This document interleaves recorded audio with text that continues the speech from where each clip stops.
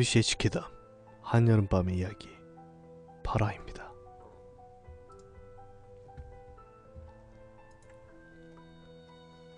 그리고 다음날 나는 아르바이트를 쉬고 병원으로 향했다. 일단은 준의 병원에 가서 어제 있었던 일을 설명했다. 그리고 오늘은 중년 여자를 만나서 직접 이야기를 해볼 생각이라고 전했다. 준은 처음에 중년 여자는 변하지 않았어 라고 내 의견에 반대했지만, 그러면 이대로 평생 그 중년 여자한테 떨면서 트라우마 안고 살아갈 거야? 라고 말하자, 중년 여자를 만나서 이야기한다면 나도 갈래 라고 말했다. 그리고 잠시 동안 침묵이 흘렀다. 시간은 흐르고 면회시간 종료를 알리는 벨이 울림과 동시에 덜덜덜 하고 복도에서부터 쓰레기 운반수의 소리가 들려왔다. 왔군. 준이 중얼거렸다. 나는 마른 침을 삼키고 문에 시선을 돌렸다. 수레소리가 방 앞에서 멈췄다. 그리고 방문이 열렸다. 작업복 차림에 중년 여자가 방 안으로 들어왔다. 나는 나와 준은 그 모습을 지켜보았다. 중년 여자는 안쪽의 침대부터 순서대로 쓰레기를 걷기 시작했다. 수고하세요. 환자들의 인사에 웃는 얼굴로 대답하는 중년 여자. 옛날 그 중년 여자와 동의 인물이라고 생각도 전혀 들지 않는다. 그리고 드디어 중년 여자가 쓰레기를 거들어 준의 침대로 다가왔다.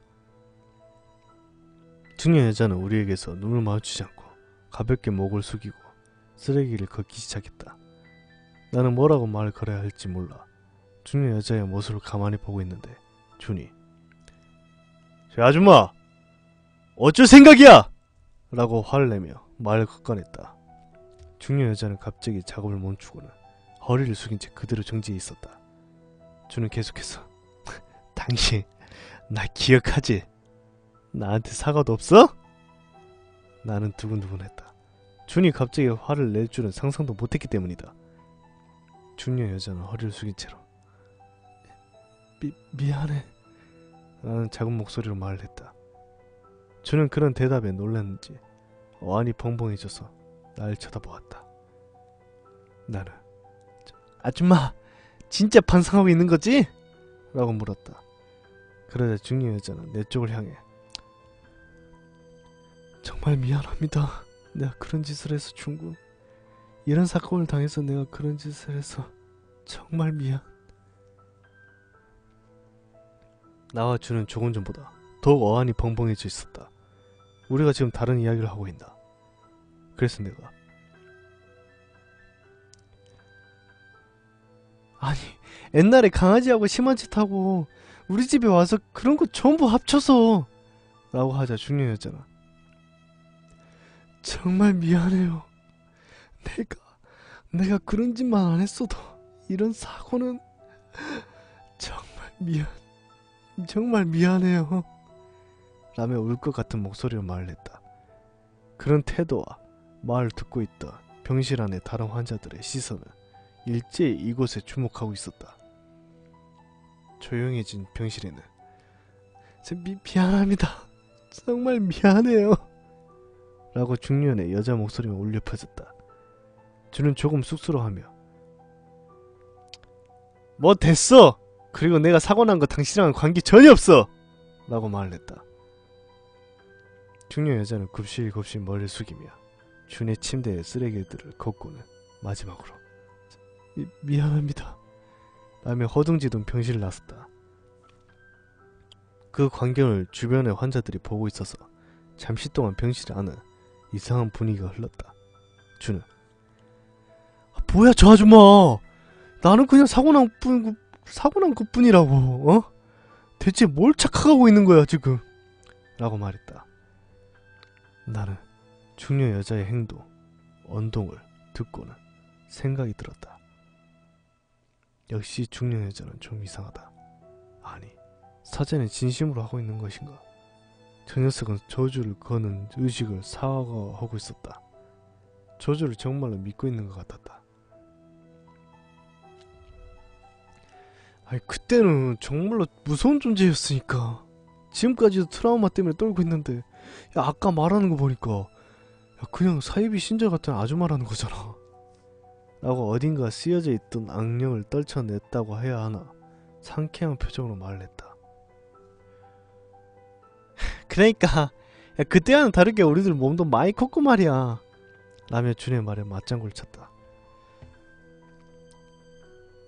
그럼 일단 오늘은 일단락 지어졌으니까 난 돌아갈게. 응?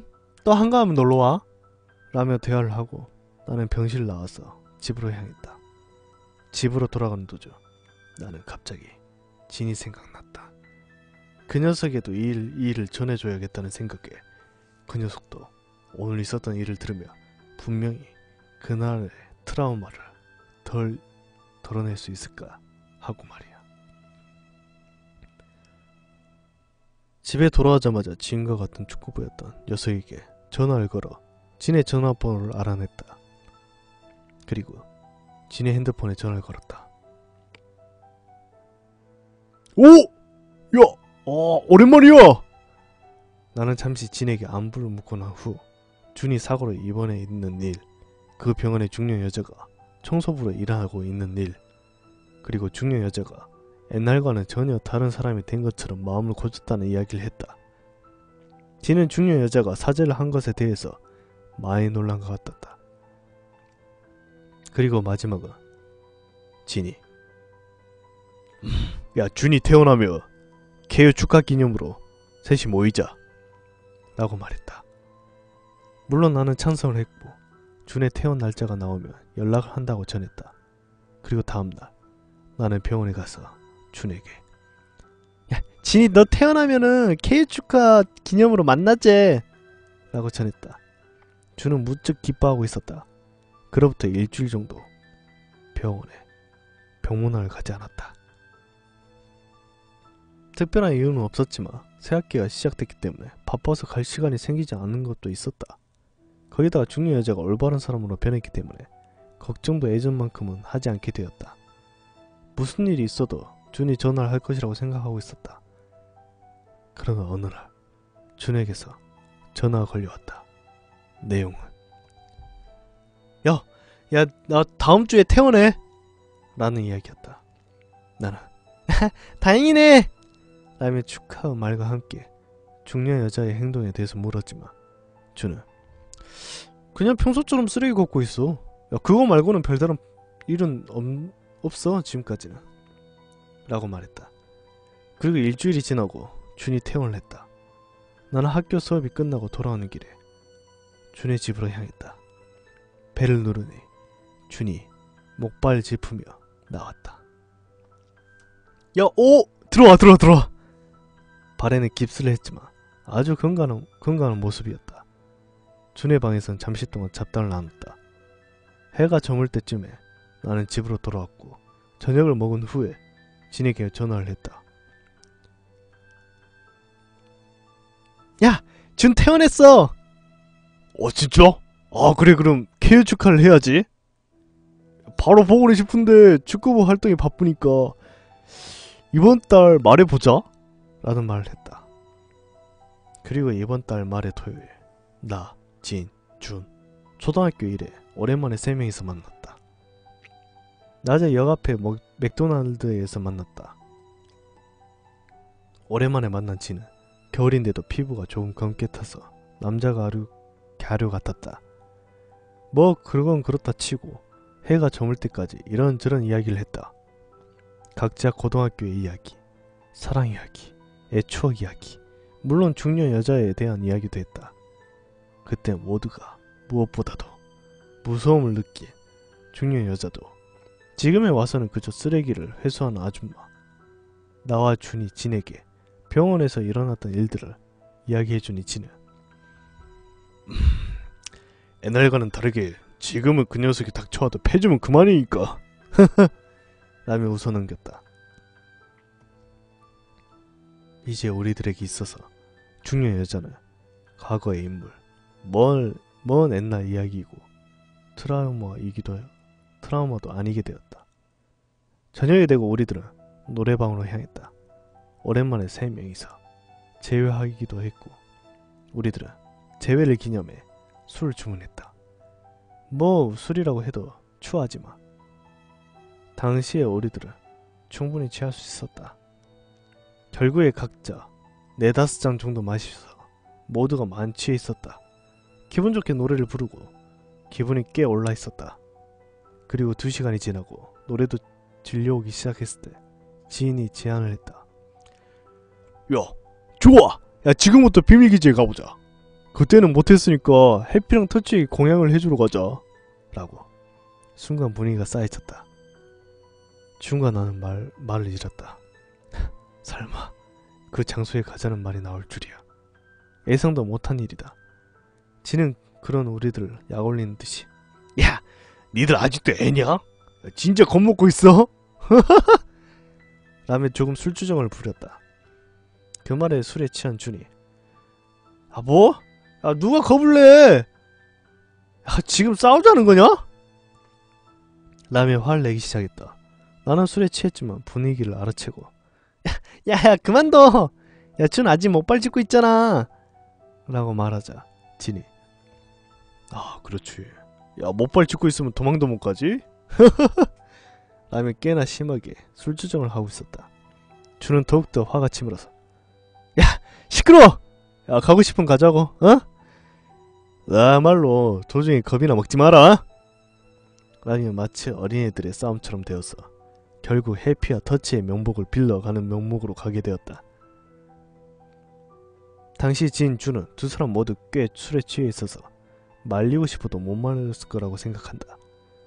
뭐 해피와 터치의 공연은 언젠가 하지 않으면 안 된다고 생각했기 때문에 좋은 기회일지도 라고 생각했다. 3명이서라면 무서움도 줄어들 거고 노래방을 나와서 편의점에 들러 해피와 터치가 좋아했다 우마이봉과 콜라 이렇게 2개를 사서 택시를 타고 있던 일단 우리 집에 가서 손정등을 가지고 초등학생의 뒷산으로 향했다. 이상한 눈차리로 보는 택시 운전수를 뒤로 하고 3명은 산 입구에서 내렸다. 나는 3명에서 잘 놀았다. 뒷산이라는 반가움에 함께 그날의 일을 생각이 냈다. 이런 밤중에 또 뒷산에 가게 될 줄이야. 그건 내 마음도 모른 채 주는 의기양양하게 야! 들어가자! 라며 못발을 짚으며 척척 들어간다. 그 뒤를 싱글벙글 해대며 진이 손정등을 비추며 따라갔다. 나는 야 준! 야 발에만 안 걸리게 조심해! 라고 말하며 진에 뒤따랐다. 산에 들어가니 옛날과 꽤 달라져 있는 풍경에 놀랐다. 아니 풍경이 변한 게 아니라 우리들이 컸으니까 풍경이 다르게 보이는 건가. 등산 도중 진은 준을 놀리듯이 야 중년 여자가 나타나면 어떡해? 나 니 두고 도망갈 건데 라는 등 계속 농담만 하고 있었다. 우리는 처음 생각했던 것보다 빠른 30분 정도에 그 장소에 도달했다. 그 장소 처음으로 중년 여자와 만났던 그 장소. 우리는 입을 다물고 조용히 손정등을 비추며 그 나무에 다가갔다. 그날 중년 여자와 저주 우식을 치렀던 그 나무. 바로 가까이에 다가가서 손정등을 비췄다. 지금은 아무것도 박혀있지 않는 그냥 보통 나무였다. 그러나 오래된 못자국이 나만은 있었다. 곳곳에 구멍이 뚫려 있었다. 아마도 경찰이 전부 못을 뺀 거겠지. 잠시 동안 3명은 못자국을 바라보고 있었다. 그리고 진이 이쯤에서 해피가 죽었었지 라며 땅바닥을 비추었다. 역시 시간이 지나서 해피의 시체는 없었지만 죽은 장소는 정확히 기억하고 있었다. 나는 그 장소에 우마이봉과 콜라를 뿌렸다. 그리고 셋이서 손을 모아 기도를 하고 다음에 터치가 죽은 곳으로 비밀기지가 있던 장소로 향했다. 비밀기지에 향하던 도중 준이 야 여러가지가 있었지만 그래도 오랜만에 보니까 반갑네 라고 중얼거렸다. 그러자 진이 그날 밤 비밀기지에 묵지만 않았어도 안 좋은 기억 같은 것도 없었고 말이야 라고 했다. 그렇지. 이 산에서 중년 여자만 안 만났었어도 여기는 우리에게 있어서 성지였겠지. 여기쯤이었었지? 진이 발걸음을 멈췄다. 비밀 기지가 있던 곳.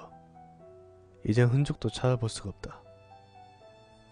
그날 너덜너덜하게 부서졌던 판자 한 장 정도 남아있었다. 주는 아무 말 없이 우마이봉 콜라를 두고 기도를 했다. 나와 진도 기도를 했다. 잠시 침묵이 흐르고 진이 말했다. 해피랑 터치가 없었으면 지금 여기에 우리들은 없었을 거야. 그렇지. 결국엔 춘희 여자도 마음을 거쳤고 뭔가 드디어 악몽에서 벗어난 기분이야. 또다시 침묵이 흘렀다. 갑자기 진이 주변과 눈앞에 작은 연못을 비추며 여기 그때는 우리들만의 아지트였는데 야 지금 오는 애들이 많나보네 라고 말했다. 진이 비추는 장소를 보니 과자 봉지와 빈 캔이 여기저기 떨어져 있었다. 나는 진짜? 야 그때는 쓰레기 같은 거 하나도 없었는데? 야, 요즘 초등학생들은 여기에 알고 있는 건가? 라고 말했다. 준이 이었어. 우리는 그때 쓰레기 전부 가지고 돌아갔는데 말이야 라고 했다. 그때 준이 우와! 야 이건 뭐야! 라고 소리쳤다. 나와 준은 그 목소리에 놀랐어. 진이 비추는 곳에 시선을 돌렸다. 나무 한 그루에 잔뜩 쓰레기가 붙어있었다. 잘 보니 수많은 과자 봉지와 빈캔, 잡지에 못으로 박혀있었다. 뭐야 이거! 진이 빛을 비추며 가까이 다가갔다. 나와 준도 뒤를 따라갔다. 야, 누가 장난치는 거야! 나는 물끄러미 박혀있는 쓰레기들을 봤다. 그때 아, 이거 내 쓰레기야 라고 몸이 경직된 준이 떨리는 목소리로 말했다. 뭐? 나와 진은 다시 물었다. 준은 아, 내가 병원에서 버린 내 쓰레기야 라고 말하며 뒤로 쓰러졌다. 진이 야! 준! 야, 정신 차려! 그럴 리가 없잖아! 라고 소리치며 못에 박힌 과자 봉지를 잡아떼어냈다. 그것을 본 준은 라며 기묘한 목소리를 내며 뒤로 물러섰다. 그 모습에 나와 진은 놀랐고 그 순간 진이 이라고 소리치며 들고 있던 과자 봉지를 던졌다. 어? 이라면 내가 진이 들고 있던 봉지를 보니 봉지 뒤에는 준주가 라는 글이 매직으로 쓰여져 있었다. 나는 설마 라는 생각에 나무에 박힌 쓰레기들을 들쳐 뒤를 보았다.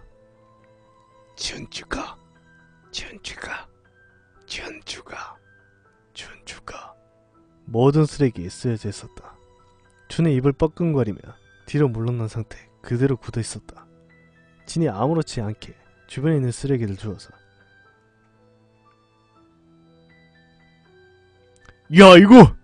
라며 나에게 내밀었다. 준주가 무려 주변에 떨어져 있던 쓰레기에도 전부 쓰여져 있던 것이다. 나는 그때 처음 알았다. 준유 여자 그는 처음부터 마음을 고칠 생각 따위는 하지 않았다는 걸. 계속 우리들을 원망하고 있던 것이다. 내가 병원에서 본 고무장갑을 하고 쓰레기를 분별하고 있던 것도 준의 쓰레기만을 골라내고 있었던 것이다. 우리들에게 미안해 라고 말한 것은 전부 거짓말이었던 거다. 나는 갑자기 서늘한 한기를 느꼈고 여기에 있으면 안 된다 라는 본능적으로 생각이 들어 준에게 야! 정신 차려! 야 얼른 내려가자! 라고 했지만 내 쓰레기 라며 준은 이미 미쳐있었다. 일단 지인과 나는 준을 부축하고 산을 내려왔다. 그때부터 8년 그날 이후 물론 산에는 가지 않는다.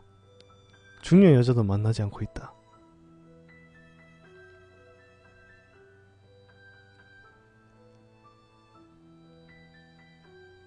아직도 우리들을 원망하고 있을까? 어디인가에서 보고 있을까? 하지마. 우리들은 무사히 살아있다. 단지 아직도 주는 걷지 못하고 있다.